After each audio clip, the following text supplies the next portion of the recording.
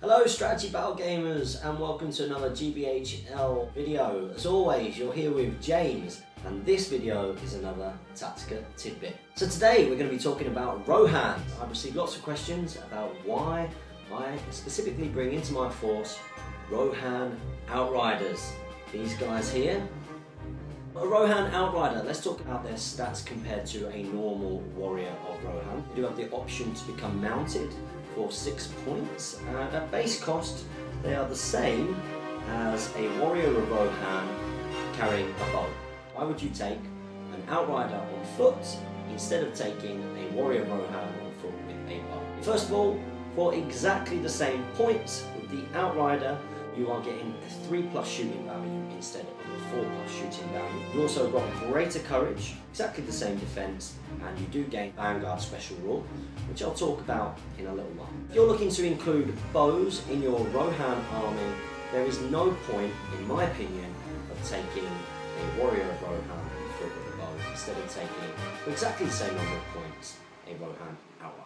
Now, you will have seen in my forces that my Rohan Outriders are mounted, and I'm going to talk you through why I do that in an all-mounted cavalry army. One of the problems with taking all cavalry armies is it's very difficult to get all of your cavalry into combat at the same time, and it's not necessarily what you want to do. There are going to be turns where you have to keep riders in reserve, out of the combats, out of the way, and when you're doing this, it's a good option to have them having a bow so that you can take pot shots at your enemies.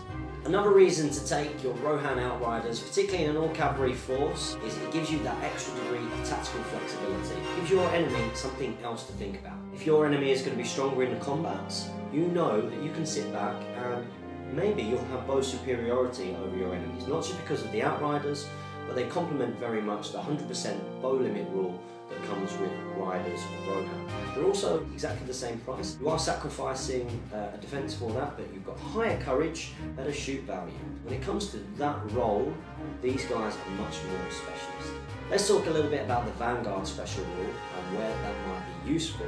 Vanguard special rule allows you to use a friendly hero's stand fast regardless of range. This is brilliant because this allows you to put those Outriders on an objective, and even if you're getting towards being broken or you are broken and you have to start doing the courage tests, you don't have to worry so much about the Outriders fleeing off their objective. When you take an all-cavalry Rohan list, you might find that you've got less models that you can use in total. So it's likely that sometimes you are going to get broken. Outriders with this Vanguard rule mean you can get on those objectives and they're not going to run away. Outriders allow you to pick off the enemy with that 3+ shoot value. When comparing the points, if you want to take bows in the Rohan force, you've got a warrior of Rohan on foot, or you've got an Outrider, exactly the same points when you have the bow.